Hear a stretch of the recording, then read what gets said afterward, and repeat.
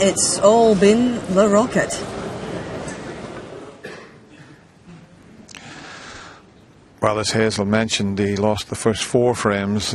Matthew, he's now 4 frames behind. He's still not back in the arena. He's probably just psyching himself up just to try and get a couple of frames and stop this mini rot. Thank you. Frame 15. Ronnie O'Sullivan to break.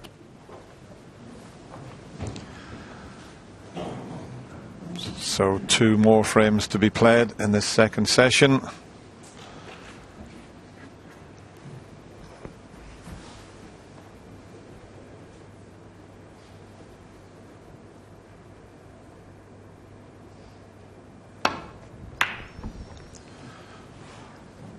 And there's the 2 reds, one either side of the black. But look at this cue ball.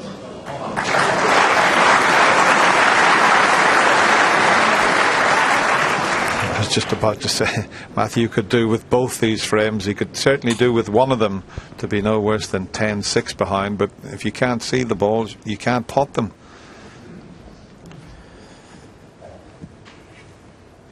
I think he needs both frames to have any chance, Dennis.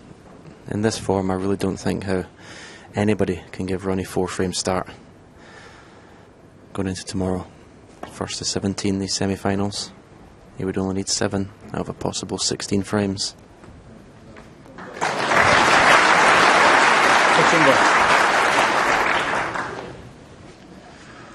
That touching ball helps Ronnie. He can just send the white around the angles. Just trying to find a difficult spot near the ball cushion. And he's been pretty good at that throughout this semi-final.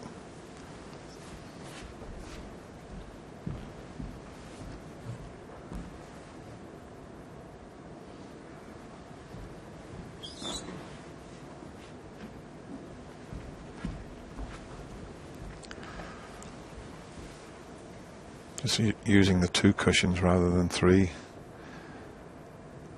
Well, he has used the 3 cushions and he's found the gap.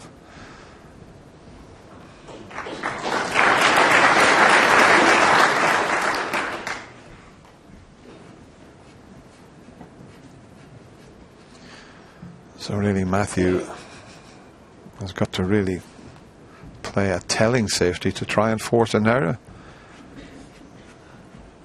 And as Stephen was saying, pressure on every shot now from Matthew, because he knows if he misses, he's a good idea what's going to happen. So can he put a telling safety in here?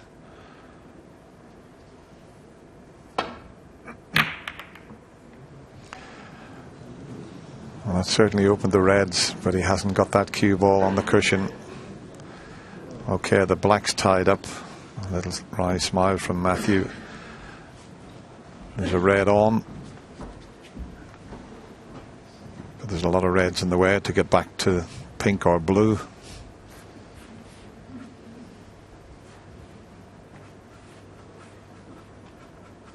Might just be a gap, believe it or not, between those reds. Now you can see it just to the right. Can he find it? Well, he hasn't found the gap, but what a nudge on the red.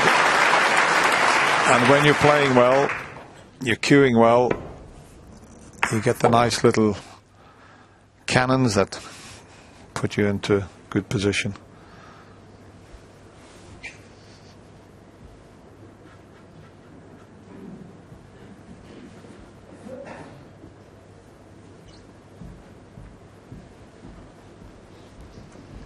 That's what Ronnie's looking at, and he's now looking to see where he can put the cue ball. You can go 2 ways: avoid brown and green or avoid brown and yellow.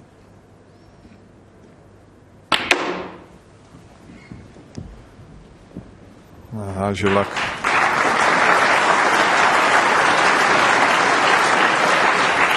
Six. A little bit further up the table and he would have had that red just behind the pink, and that would have opened the pink up.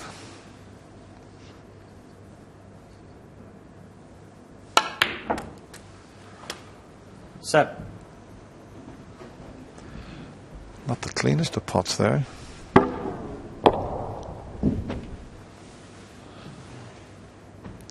back a little too far. He played for the pink. He can still pot the pink. I don't know if he can screw onto the 2 reds to the right of it.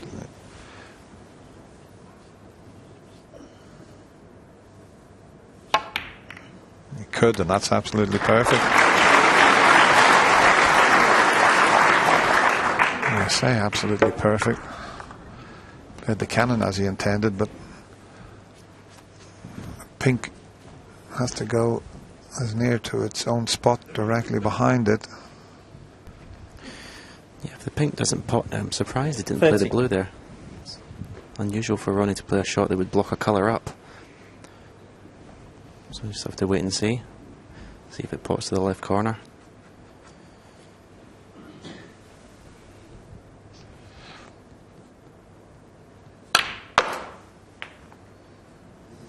He's got too much side on that.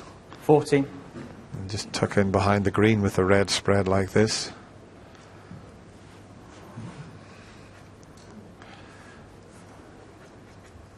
He's looking at the brown also. Now then.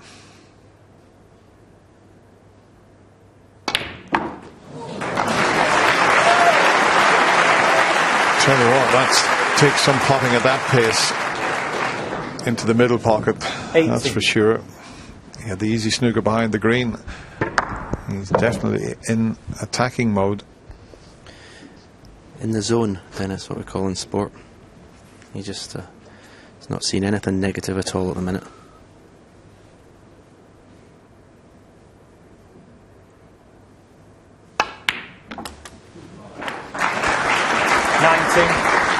And that shot with the opposite hand, he made it look so easy.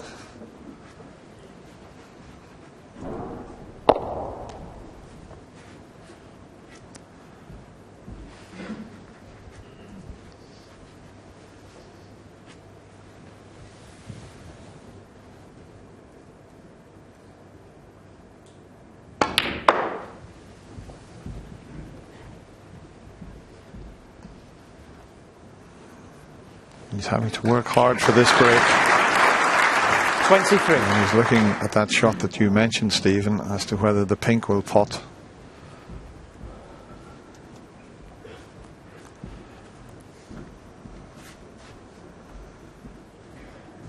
Just checking it out again there.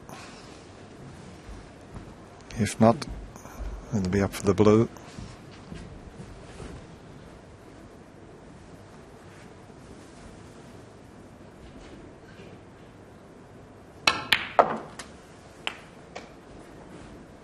$24.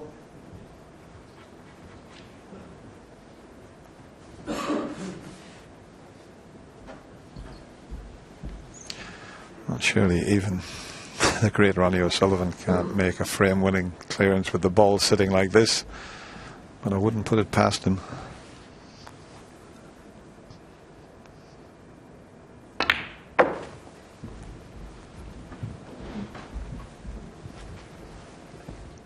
Red, blue, and maybe a little 29. cannon onto the red next to the pink.